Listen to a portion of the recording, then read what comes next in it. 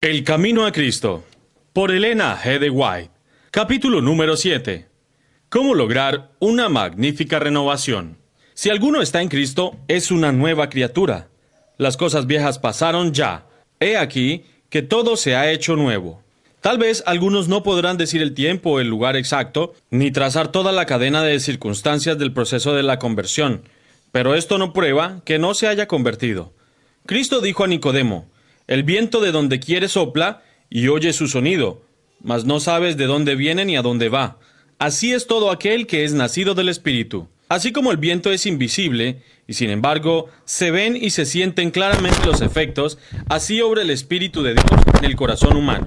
El poder regenerador que ningún ojo humano puede ver engendra una vida nueva en el alma, crea un nuevo ser conforme a la imagen de Dios. Aunque la obra del Espíritu es silenciosa e imperceptible, sus efectos son manifiestos. Cuando el corazón ha sido renovado por el Espíritu de Dios, el hecho se manifiesta en la vida, al paso que no podemos confiar para nada en nosotros ni en nuestras buenas obras. Nuestra vida ha de ser revelada si la gracia de Dios mora en nosotros.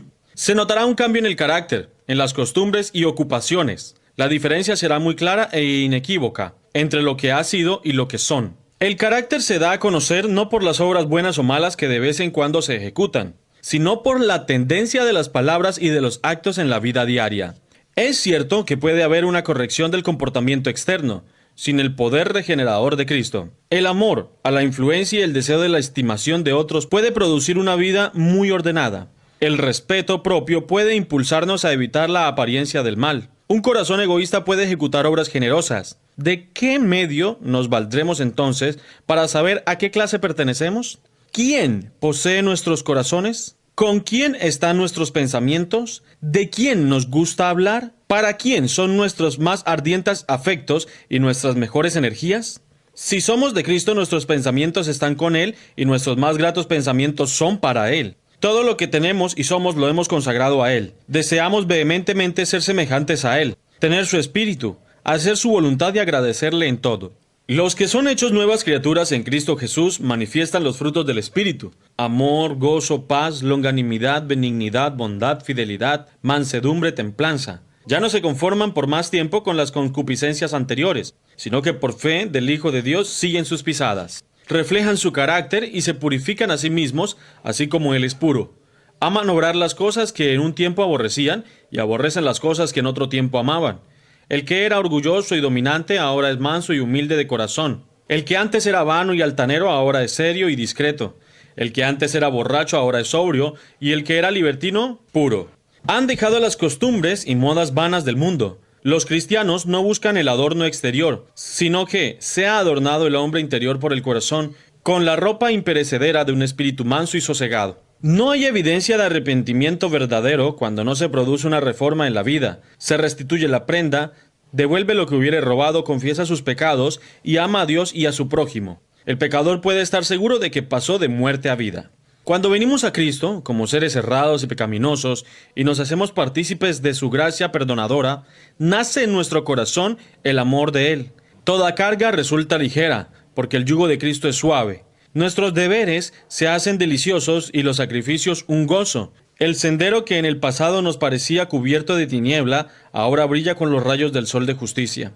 La belleza del carácter de Cristo se verá en los que le siguen. Era su delicia hacer la voluntad de Dios. El poder predominante en la vida de nuestro Salvador era el amor de Dios y el celo por su gloria.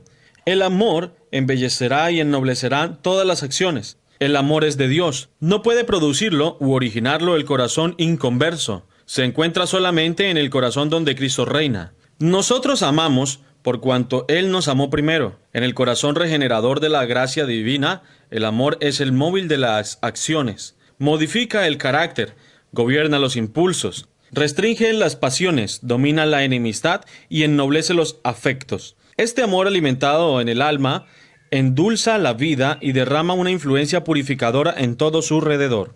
Hay dos errores contra los cuales los hijos de Dios, particularmente los que apenas han comenzado a confiar en su gracia, deben especialmente guardarse. El primero, sobre el que ya se ha insistido, es el de fijarse en sus propias obras, confiando en alguna cosa que pueden hacer para poner en armonía con Dios. El que está procurando llegar a ser santo mediante sus propios esfuerzos por guardar la ley, está procurando una imposibilidad. Todo lo que el hombre puede hacer sin Cristo está contaminado de amor propio y pecado. Solamente la gracia de Cristo por medio de la fe puede hacernos santos. El error opuesto, y no menos peligroso, es que la fe en Cristo exime a los hombres de guardar la ley de Dios, puesto que solamente por la fe somos hechos participantes de la gracia de Cristo. Nuestras obras no tienen nada que ver con nuestra redención. Pero nótese aquí que la obediencia no es un mero cumplimiento externo, sino un servicio de amor. La ley de Dios es una expresión de su misma naturaleza. Es la personificación del gran principio de amor y, en consecuencia, del fundamento de su gobierno en los cielos y en la tierra. Si nuestros corazones son regenerados a la semejanza de Dios, si el amor divino es implantado en el corazón, ¿no se manifestará la ley de Dios en la vida? Cuando es implementado el principio del amor en el corazón, cuando el que lo creó se cumple en él la promesa del nuevo pacto, pondré mis leyes en tu corazón, y también en su mente las escribiré. Y si la ley está escrita en el corazón, ¿no modelará la vida? La obediencia, es decir, el servicio y la lealtad de amor, es la verdadera prueba del discipulado. Siendo así, la Escritura dice, este es el amor de Dios, que guardemos sus mandamientos. El que dice, yo le conozco y no guarda sus mandamientos es mentiroso, y no hay verdad en él. En vez de que la fe exima al hombre de la obediencia de la ley, es la fe, y solo ella, la que lo hace participante de la gracia de Cristo y lo capacita para obedecerlo. No ganamos la salvación con nuestra obediencia, porque la salvación es el don gratuito de Dios, que se recibe por la fe, pero la obediencia es el fruto de la fe.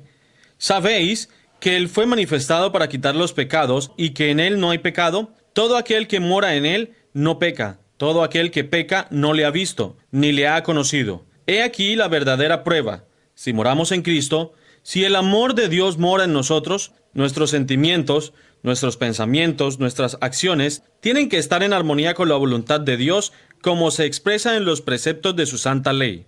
Hijitos míos, no dejéis que nadie os engañe. El que obra justicia es justo, así como Él es justo. Sabemos lo que es justicia por el modelo de la santa ley de Dios, como se expresa en los 10 mandamientos dados en el Sinaí. Esa, así llamada fe en Cristo, que según se declara exime a los hombres de la obligación de la obediencia a Dios, no es fe, sino presunción. Por gracia sois salvos, por medio de la fe.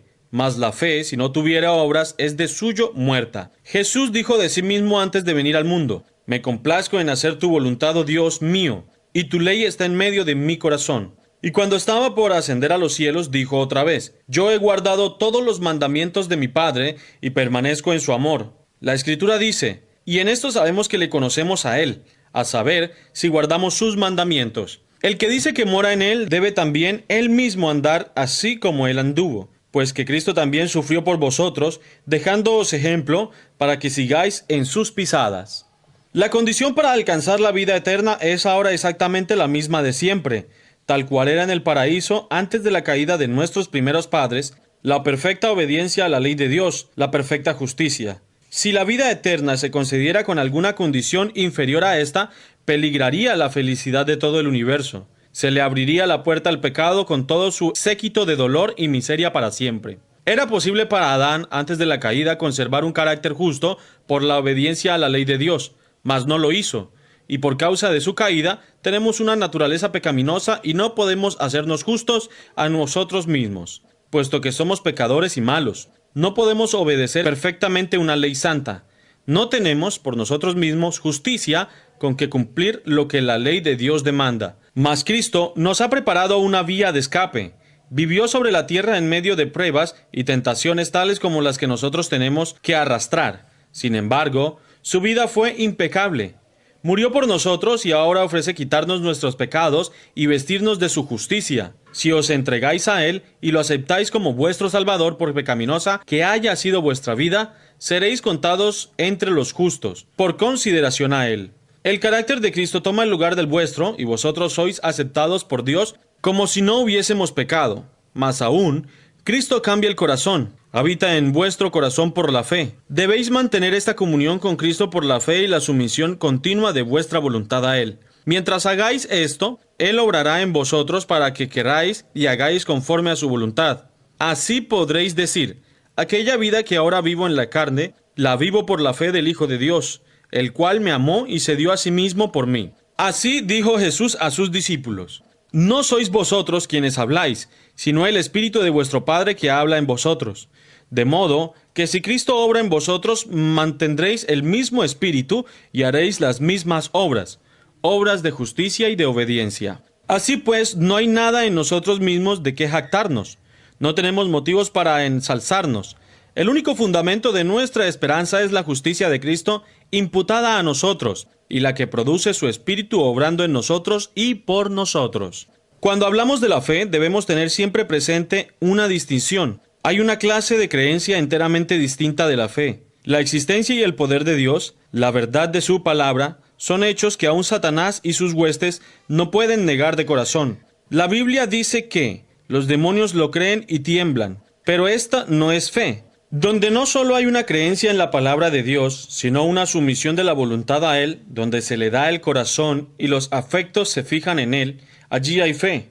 Fe que obra por el amor y purifica el alma.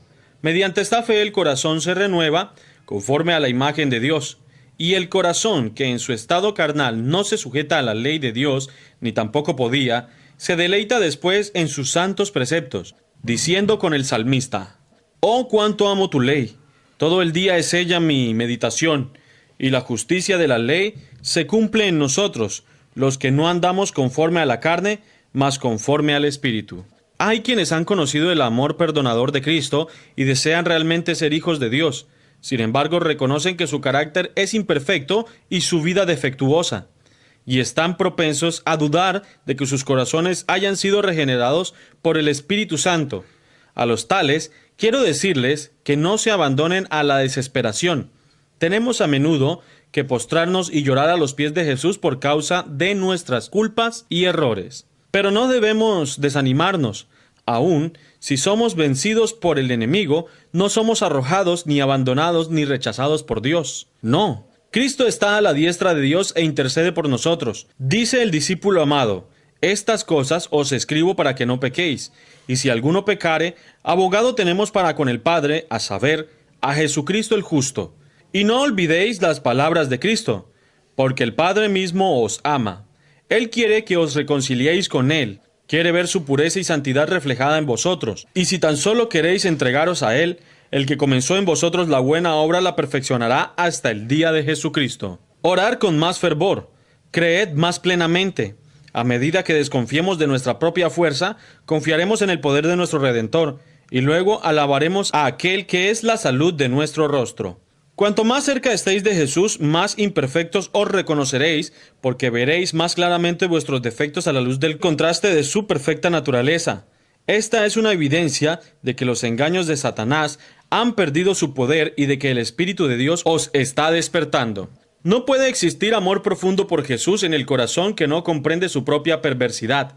El alma que se haya transformado por la gracia de Cristo admitirá su divino carácter, pero el no ver vuestra propia deformidad moral es una prueba inequívoca de que no hemos llegado a ver la belleza y excelencia de Cristo.